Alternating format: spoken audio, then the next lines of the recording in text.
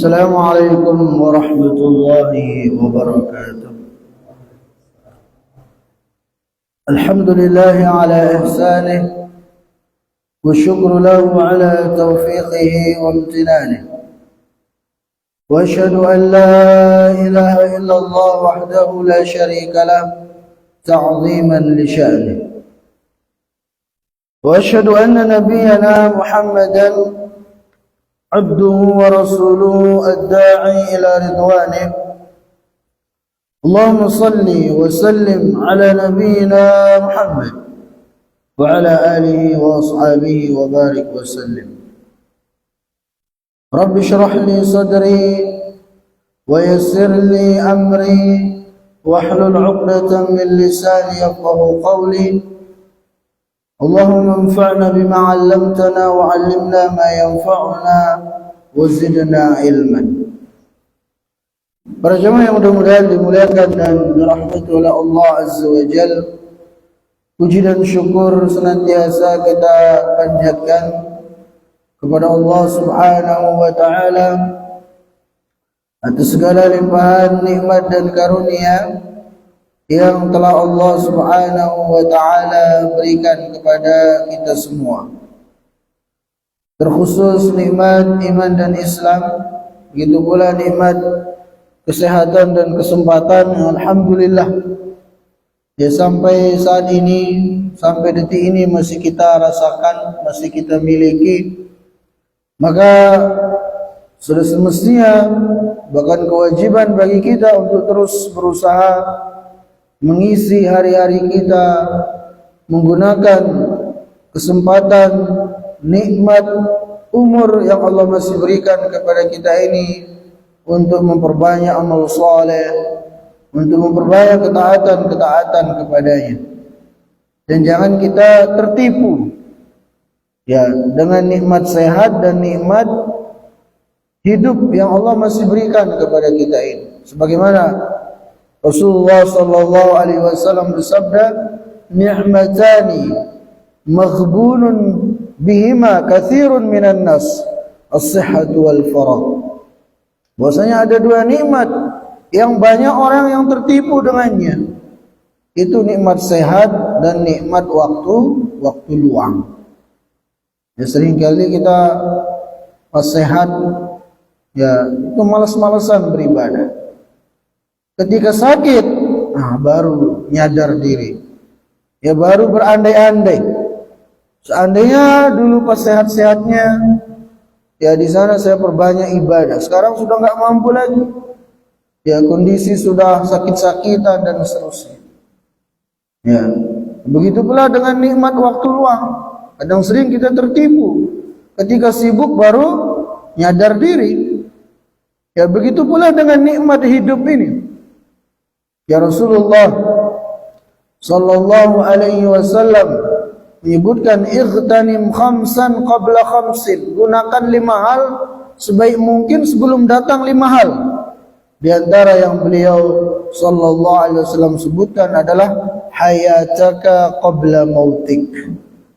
Itu gunakan sebaik mungkin kesempatan hidup, kesempatan umur yang Allah Subhanahu wa taala berikan kepada Anda sebelum kematian itu datang. Jangan sampai pas ya kematian itu menjemput kita baru kita mengatakan seperti yang Allah firmankan dalam Al-Qur'an, hatta idza jaa ahadahumul maut qala rabbirji'un la'alli a'malu salihan fima taraktu.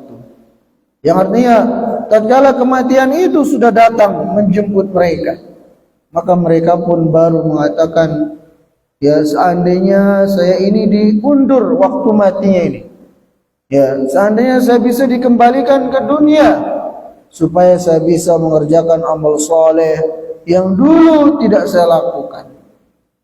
Ya, namun penyesalan sudah terlambat, tidak ada manfaatnya.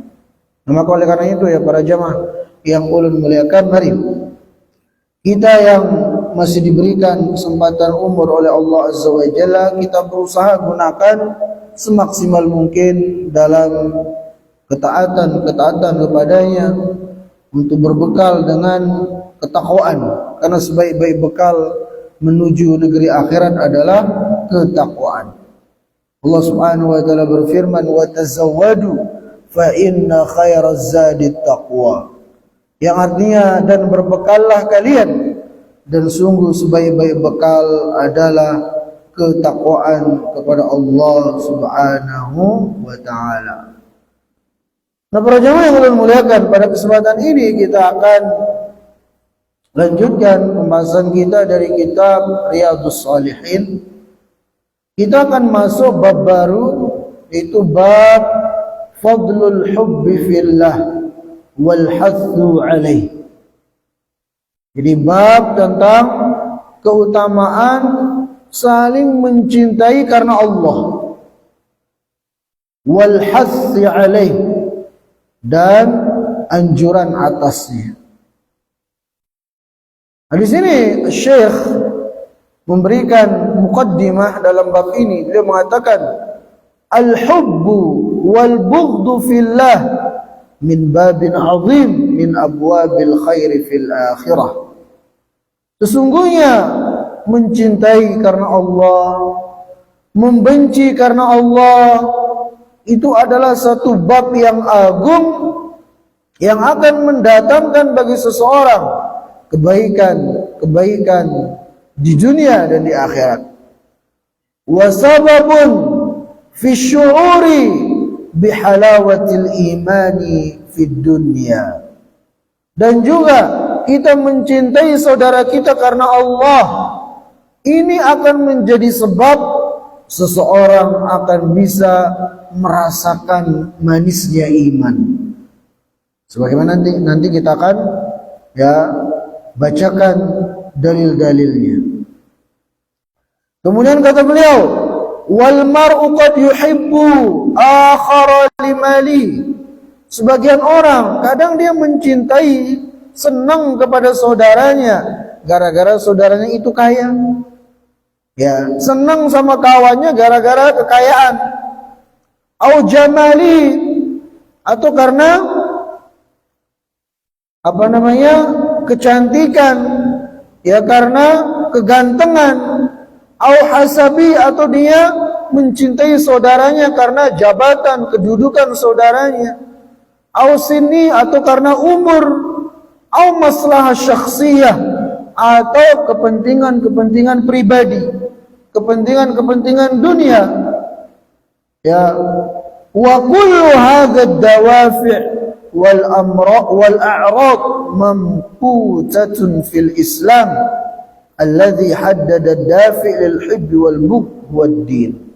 Nah, semua sebab-sebab kecintaan yang tadi, cinta kawannya karena harta, karena jabatan, ya, itu semua adalah sebab-sebab yang tidak dibenarkan oleh syariat. Yang benar adalah kita mencintai saudara kita karena agama. Ya, karena agama. Dan inilah yang akan menjadikan hubungan kita itu langgeng. Baik terhadap saudara kita secara umum sesama muslim, bahkan ini juga kepada istri kita kalau kita laki-laki, atau kepada suami kalau perempuan. Ya, jadi mencintai karena agama itulah yang akan menjadikan kecintaan itu awet, langgeng terus-menerus. Bahkan insya Allah akan terus sampai akhirat nanti kalau didasari dengan kecintaan karena Allah, kecintaan karena agama. Ya, tapi kalau cintanya karena harta, ya ketika kawannya sudah miskin udah nggak cinta lagi, nggak mau berkawan lagi. Ketika kawannya sudah jabatannya turun, udah nggak berkawan lagi. Ya, maka itu kalau senang cinta kepada saudaranya gara-gara dunia. Tapi kalau karena Allah, karena agama, maka itulah yang akan menjadikan persahabatan itu tetap awet, langgeng, bahkan insya Allah sampai akhirat nanti. Nah, para jamaah yang mudah-mudahan dimuliakan dan dirahmati oleh Allah Subhanahu wa taala. Di sini Al-Imam An-Nawawi rahimahullahu taala menyebutkan beberapa ayat-ayat dari Al-Qur'anul Karim yang berkaitan dengan bab ini. Di antara yang beliau sebutkan adalah firman Allah Subhanahu wa taala dalam surah Al-Hasyr. وَالَّذِينَ تَبَوَّأُوا الدَّارَ وَالْإِيمَانَ مِنْ قَبْلِهِمْ يُحِبُّونَ مَنْ هَاجَرَ إِلَيْهِمْ وَلَا يَجِدُونَ فِي صُدُورِهِمْ حَاجَةً مِّمَّا أُوتُوا وَيُؤْثِرُونَ عَلَى أَنفُسِهِمْ وَلَوْ كَانَ بِهِمْ خَصَاصَةٌ. Allah Subhanahu wa taala berfirman, dan orang-orang yang terlebih dahulu menempati kota Madinah. Maksudnya siapa? Sahabat-sahabat Ansor. Yuhibbuna man hajara ilaihim. Mereka cinta kepada saudara-saudara mereka yang berhijrah. Jadi penduduk Ansor, penduduk asli Madinah itu cinta kepada saudara-saudara mereka yang hijrah dari Mekah ke Madinah. Wala yajiduna fi sudurihim hajatan mimma utu. Dan mereka tidak berkeinginan, tidak ada dalam hati mereka itu rasa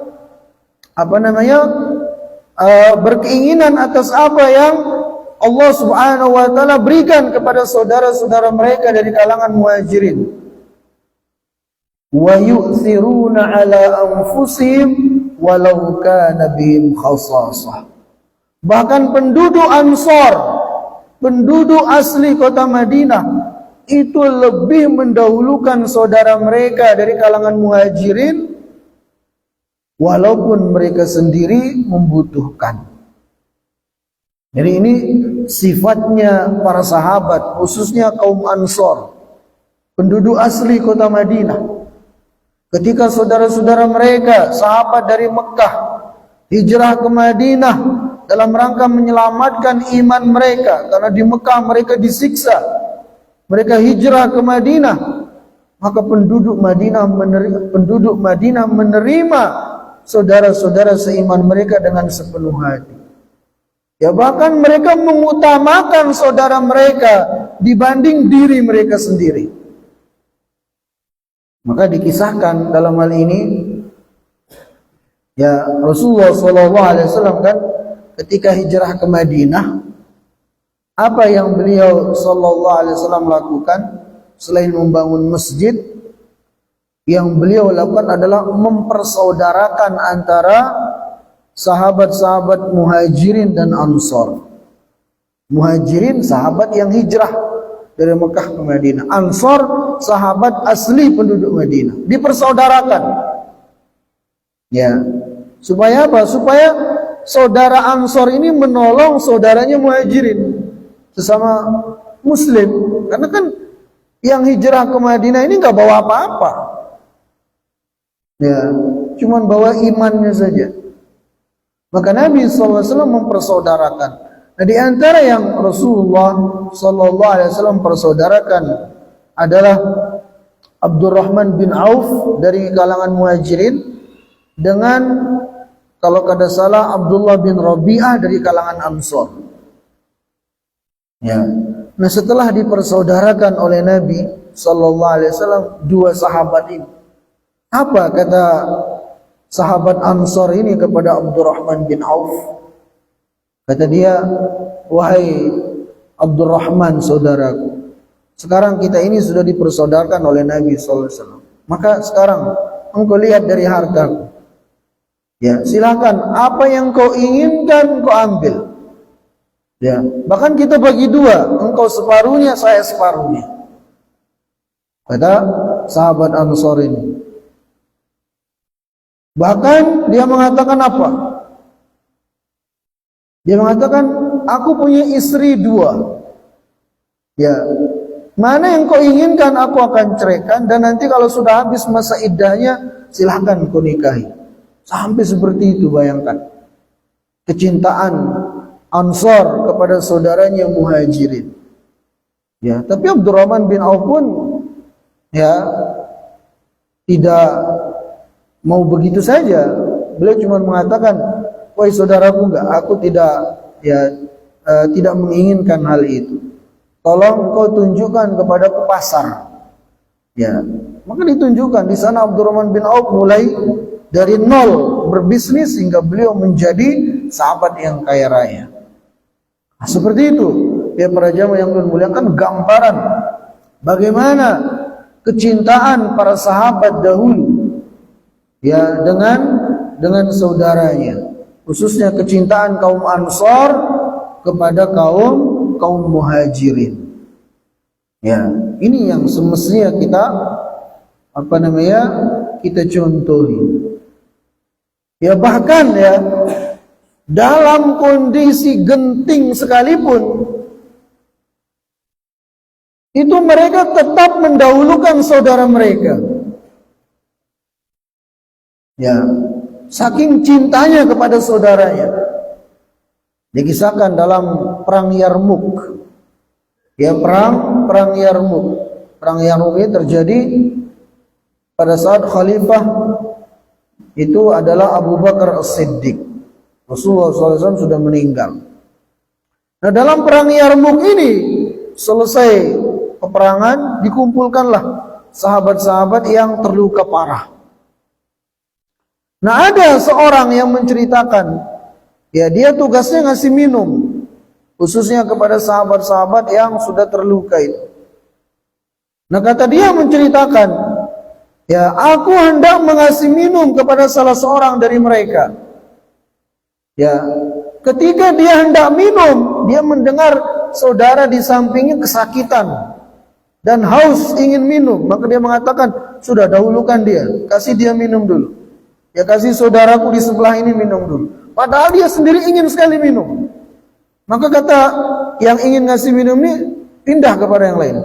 Mau dikasih yang kedua ini, dia dengar lagi di sampingnya kehausan, ingin minum dalam kondisi luka parah. Dia bilang dahulukan dia. Kemudian ketika pindah kepada yang ketiga ingin dikasih minum, katanya ternyata sudah meninggal. Sudah syahid. Dan aku kembali kepada yang kedua, sudah syahid juga. Ketika aku kembali kepada yang pertama tadi itu, ya ternyata sudah syahid juga. Subhanallah. Sampai seperti itu para sahabat. Ya, dalam kondisi ya begitu hausnya, ya dalam kondisi genting, di sana mereka tetap mendahulukan saudara mereka sesama muslim. Ya, wajar sahabat-sahabat Nabi Sallallahu Alaihi Wasallam itu mereka mendapatkan gelar radhiyallahu anhum. Allah Subhanahu Wa Taala ridha kepada mereka dan mereka pun ridha kepada Allah Subhanahu Wa Taala. Inilah yang Allah Subhanahu Wa Taala sebutkan dalam surah Al-Hasyr ayat 9 ini tentang bagaimana kondisi para sahabat dahulu yang saling mencintai karena Allah. Ya, saling mencintai karena Allah, bahkan mendahulukan saudaranya dalam perkara dunia, padahal dia sendiri membutuhkan. Nah, kalau kita mungkin sebaliknya kadang, ya, kita pun padahal sudah dapat tapi nggak mau berbagi dengan saudara kita. Ingin nambah, padahal saudara kita sudah sangat membutuhkan. Ya, maka hendaknya kita ikuti jejak salafus saleh, khususnya dari kalangan para sahabat ridwanullahu ta'ala alaihim jami'an. Nah, para jamaah yang mudah-mudahan dimuliakan dan dirahmati oleh Allah Azza wa Jalla, adapun hadis yang disebutkan oleh Al-Imam An-Nawawi dalam bab ini yang merupakan hadis yang ke-375 dari kitab Riyadhus Shalihin. Wa an Anas radhiyallahu anhu 'anil Nabi sallallahu alaihi wasallam qala, dari sahabat Anas ibn Malik dari Nabi sallallahu alaihi wasallam bahwasanya beliau bersabda, "Thalathun man kunna fihi wajada bihinna halawatal iman. Dan Nabi SAW ada 3 hal. Ada 3 hal yang apabila ada pada diri seorang mukmin, apabila ketiga hal ini ada pada diri seorang muslim, maka dia akan merasakan manisnya iman. Ya, dia akan apa? Dia akan merasakan manisnya iman, indahnya keimanan itu. An yakuna Allah wa rasuluhu ahabba ilaihi mimma siwahuma. Yang pertama, kata Nabi SAW, agar seorang itu merasakan manisnya iman, hendaknya Allah Subhanahu wa ta'ala dan Rasulnya lebih dia cintai daripada selain keduanya.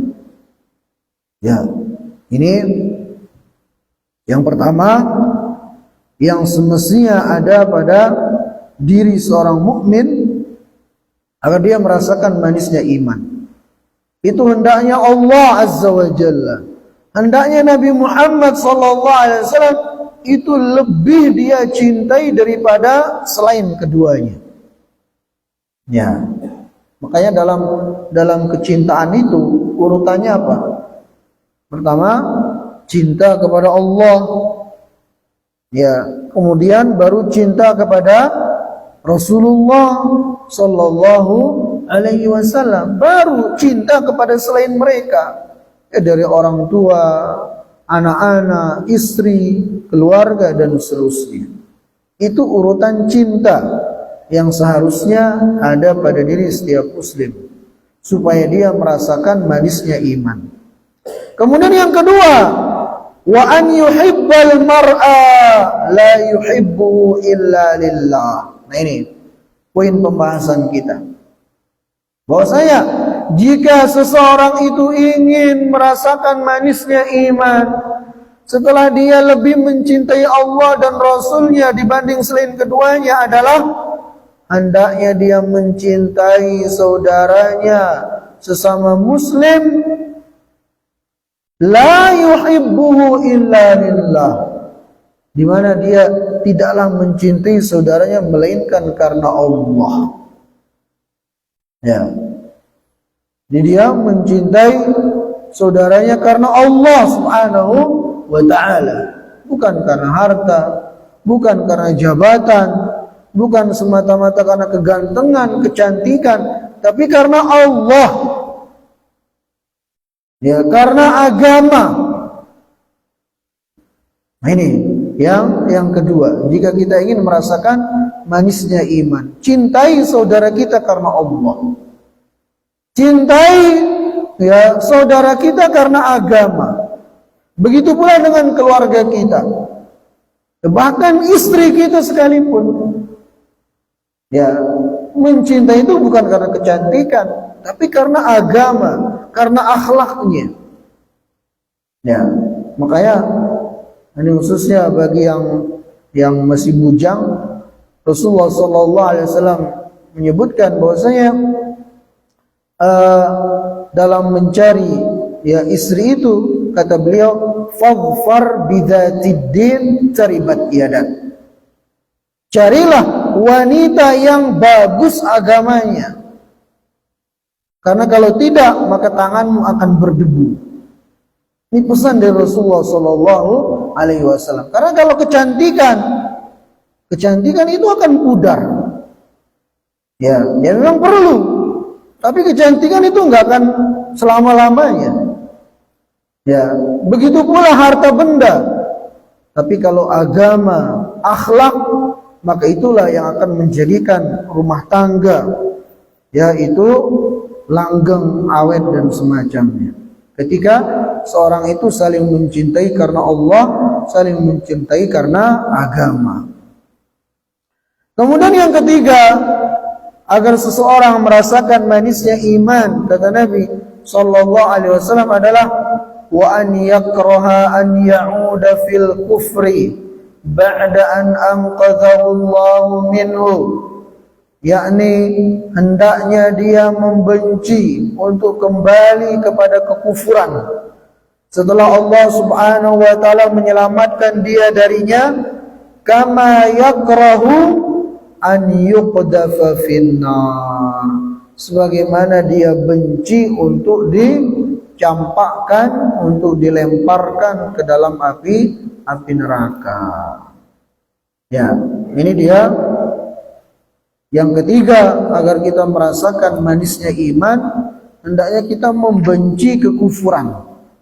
Sebagaimana kita tidak senang dibakar di dalam api neraka, begitu pula seharusnya ketidaksenangan kita untuk kembali kepada kekufuran.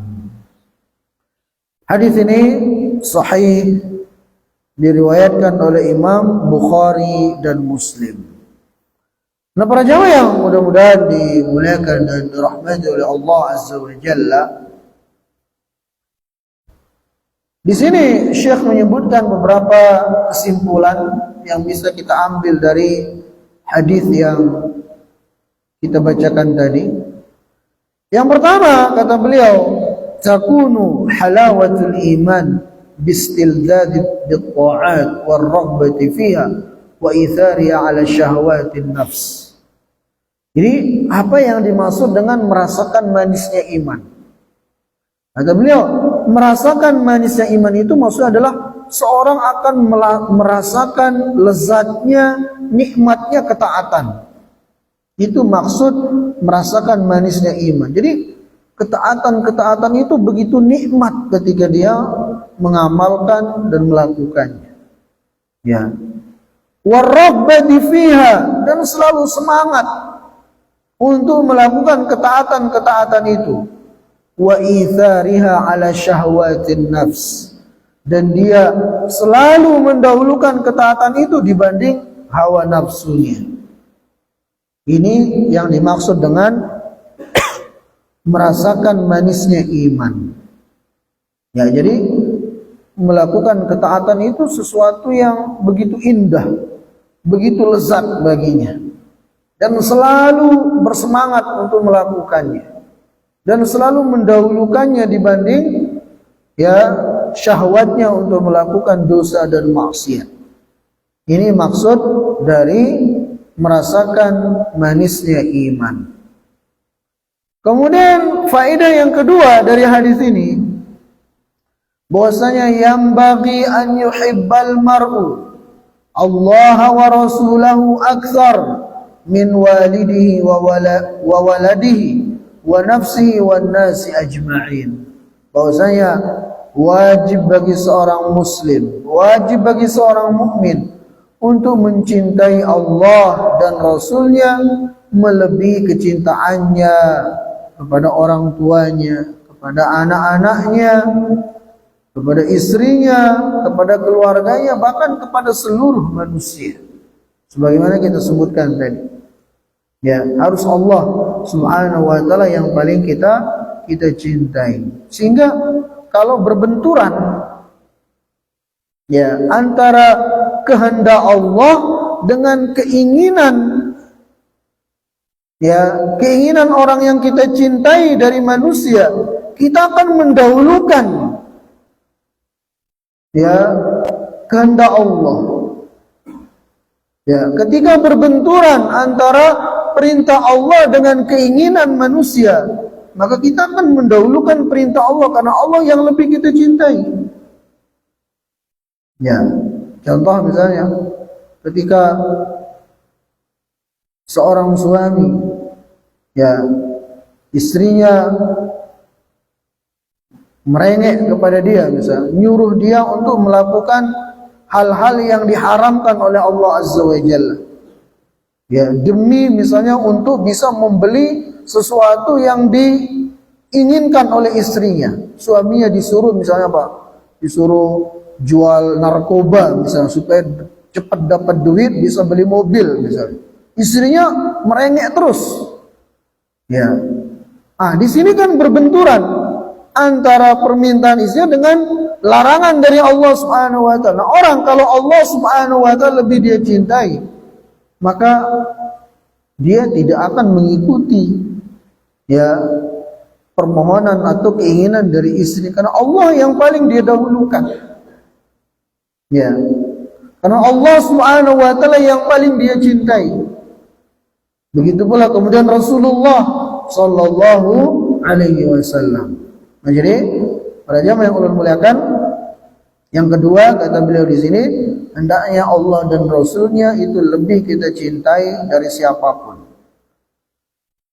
selain keduanya. Kemudian yang ketiga adalah as-silatu bainal mu'min qa'imatun 'alal hubbi fillah. Bahwasanya hubungan dengan sesama mukmin, hubungan dengan sesama muslim hendaknya dibangun di atas rasa cinta kepada Allah Jalla Jalaluhu. Ya, bukan karena harta tadi atau karena jabatan dan seterusnya. Kemudian yang ketiga, karahiyatul kufri innama takunu bil bu'di anhu. Membenci kekufuran maksudnya apa? Itu dengan cara kita menjauhi segala bentuk kekufuran. Wa an asbabi, begitu pula kita menjauhi semua sebab-sebab yang bisa mengantar pada kekufuran. Wa ma yuqarribu ilaihi, begitu pula kita harus menjauhi segala sesuatu yang bisa mendekatkan kepada kekufuran. Ya, ini yang harus kita lakukan supaya kita merasakan manisnya iman tadi itu. Itu yang ketiga apa? Kita harus membenci kekufuran. Dengan cara apa? Ya kita menjauhi kekufuran itu sendiri, menjauhi sebab-sebab yang bisa mengantarkan kita kepadanya. Begitu pula menjauhi sebab-sebab yang bisa mendekatkan diri kita kepada kekufuran, harus dijauhi. Ya. Jika kita ingin merasakan manisnya iman itu sendiri. Nah, jadi itu dia ya para jamaah yang mudah-mudahan dimuliakan dan dirahmati oleh Allah Azza wa Jalla.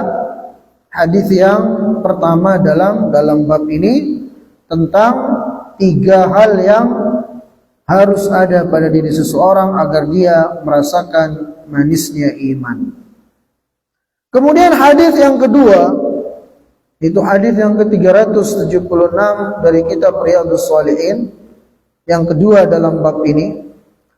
Wa an Abi Hurairah radhiyallahu anhu 'anil Nabi sallallahu alaihi wasallam.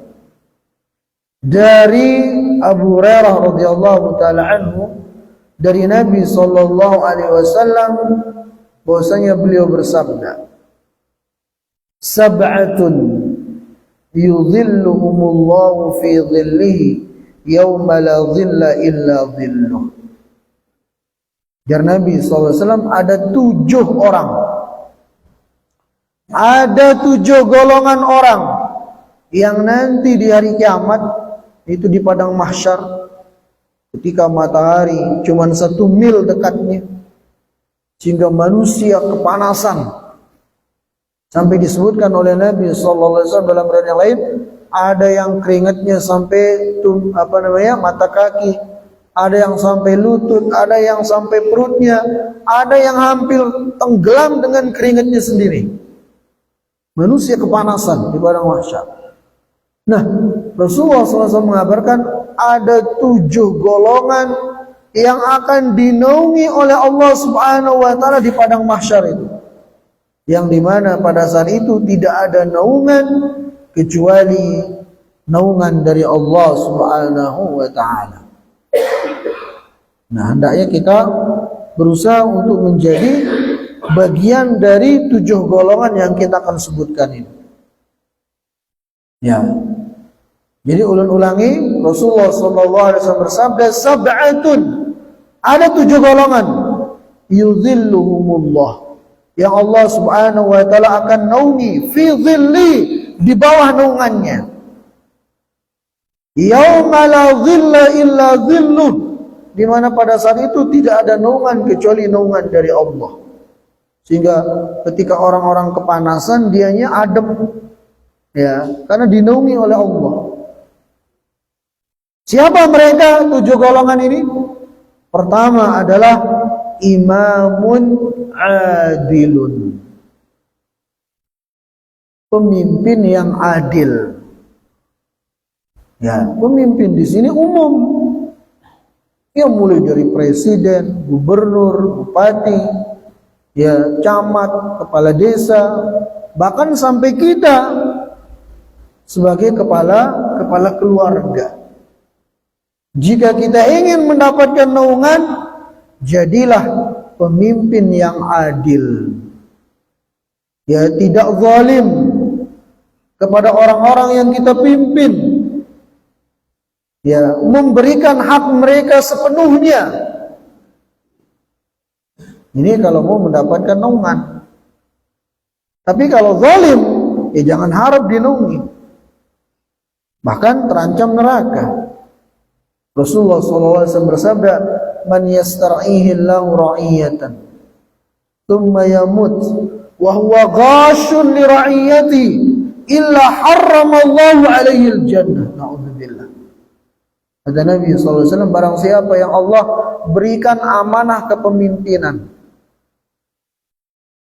kemudian dia mati dalam keadaan zalim kepada rakyatnya, zalim kepada orang-orang yang dia pimpin, melainkan dengan sebab itu Allah haramkan bagi dia syurga. Na'udzubillah. Ya, ini kalau zalim terhadap rakyat. Ya, apalagi kadang namanya pemimpin khususnya yang tinggi ya, itu berapa orang yang dizalimi. Menzalimi satu orang saja itu sudah susah urusannya nanti di akhirat. Ya, apalagi kalau yang dizalimi ribuan orang, bahkan mungkin jutaan orang, kayak apa nanti urusannya di akhirat. Ya, kita menzalimi satu orang saja itu berat urusan di akhirat. Kita ambil haknya, ya, kita tidak berikan apa yang seharusnya, ya, itu urusannya berat. Apalagi banyak orang. Ya. Nah, maka seorang pemimpin yang adil itu nanti akan dispesialkan oleh Allah Subhanahu wa taala di hari kiamat. Ya, Allah Subhanahu wa taala akan berikan dia naungan langsung dari Allah, yang pada saat itu tidak ada naungan melainkan naungan dari Allah. Bahkan dalam hadis yang lain disebutkan, seorang pemimpin yang di dunia adil kepada rakyatnya, Allah akan jadikan dia nanti di hari kiamat ala manabira min nur. Ya, Allah jadikan bagi dia mimbar-mimbar yang terbuat dari cahaya. Ini kalau adil, tapi kalau zalim ya kayak tadi. Jadi ini yang pertama, para jamaah yang ulun muliakan. Orang yang akan mendapatkan naungan di hari kiamat adalah al-imamu atau imamun adilun. Seorang imam, seorang pemimpin yang adil. Kemudian yang kedua, wasyabun nasha'a fi ibadatillah. Seorang remaja, seorang pemuda yang tumbuh dalam ketaatan kepada Allah Subhanahu wa ta'ala. Ya, seorang anak yang tumbuh dalam ketaatan kepada Allah. Jadi saat kawan-kawannya yang sebaya sibuk dengan pacarannya, sibuk dengan maksiatnya, ya dengan game-game dan semacamnya, malah dia sibuk dengan beribadah kepada Allah. Ya, dia baca Quran, dia hafal Al-Quran, misalnya dihafalkan Al-Quran, dia mendatangi majelis-majelis ilmu untuk belajar agama. Ini sebuah keutamaan. Ya, anak-anak remaja atau pemuda yang seperti ini, di mana Allah akan spesialkan nanti dia di hari kiamat. Itu Allah Subhanahu wa taala akan naungi dia di padang mahsyar, di mana pada saat itu tidak ada naungan melainkan naungan dari Allah Subhanahu wa taala. Kemudian yang ketiga, wa rajulun qalbuhu mu'allaqun bil masajid. Yang ketiga dari orang-orang yang akan mendapatkan naungan di hari kiamat di padang mahsyar adalah seorang yang hatinya itu selalu terpaut dengan masjid. Dalam artian apa? Ya, senang memakmurkan masjid-masjid Allah. Ya, rajin salat berjamaah di masjid. Ya, rajin untuk zikir, menghadiri majelis-majelis ilmu di masjid. Jadi hatinya itu selalu terpaut dengan masjid, selalu rindu untuk terus memakmurkan masjid-masjid Allah Subhanahu wa ta'ala. Maka orang seperti ini ya nanti di hari kiamat akan mendapatkan naungan dari Allah Subhanahu wa ta'ala di padang mahsyar. Ya, selesai sholat pulang dia merasa rindu, ketika azan dikumandangkan senang rasanya untuk kembali ke masjid lagi melakukan sholat berjamaah. Ya. Tapi kalau ya ketika mendengar azan malah gerutu, ya malah ngedumel kata orang. Perasaan barusan sholat, sekarang azan lagi misalnya, itu berarti orangnya ya ada yang nggak beres dengan keimanannya. Ya, jadi harusnya kita senang ada panggilan azan untuk memakmurkan masjid-masjid Allah Azza wa Jalla, sehingga insya Allah kita termasuk orang yang keempat ini, yaitu seorang laki-laki yang hatinya selalu terpaut dengan masjid, senang untuk memakmurkan masjid-masjid Allah Subhanahu wa ta'ala. Kemudian yang kelima dari orang-orang yang akan mendapatkan naungan nanti dari kiamat, khususnya di padang mahsyar, dan ini yang menjadi poin pembahasan kita. Wa rajulani tahabba fillah ijtama'a alaihi wa tafarraqa alaihi. Ya, yang kelima dari orang-orang yang akan mendapatkan naungan pada saat tidak ada naungan kecuali naungan dari Allah adalah dua orang yang saling mencintai karena Allah. Saling mencintai karena Allah, bukan karena harta tadi, bukan karena jabatan, enggak. Jadi dia mencintai saudaranya betul-betul karena Allah. Ijtama'a alaihi wa tafarraqa alaihi, sehingga dia pun ya berkumpul dengan saudaranya karena Allah, berpisah juga karena Allah Subhanahu wa ta'ala. Nah, orang yang seperti ini akan mendapatkan naungan.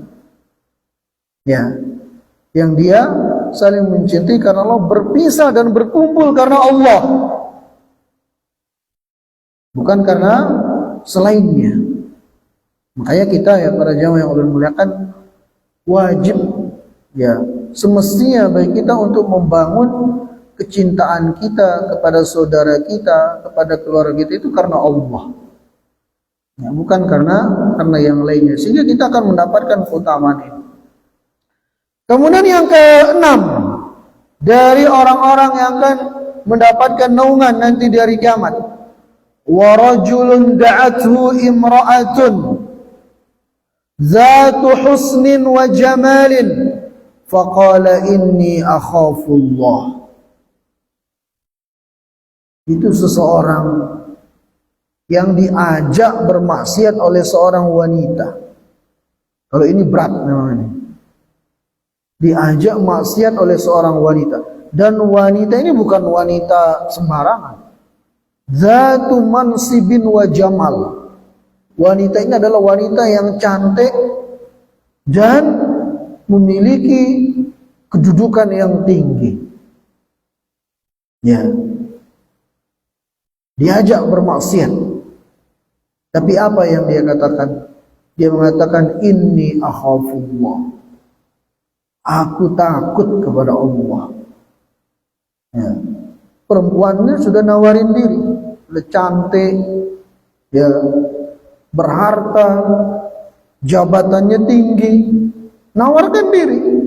Tapi dia bilang apa? Inni akhafullah. Aku takut kepada Allah. Nah, seperti kisahnya Nabi Yusuf yang digoda oleh istrinya, ya, raja pada saat itu. Dia pakai baju yang menarik, digodanya Nabi Yusuf alaihissalam. Tapi Nabi Yusuf mengatakan, ya Rabbi ahsana mathwaya. Aku takut, ya, kepada Tuhan, untuk kepada Allah Subhanahu wa taala juga. Nah, maka orang yang seperti ini, para jamaah yang Allah muliakan, orang yang seperti ini akan mendapatkan naungan, ya, nanti di hari kiamat, khususnya di padang mahsyar. Ya, ulun waktu SMA dulu pernah membaca kisah nyata, ya.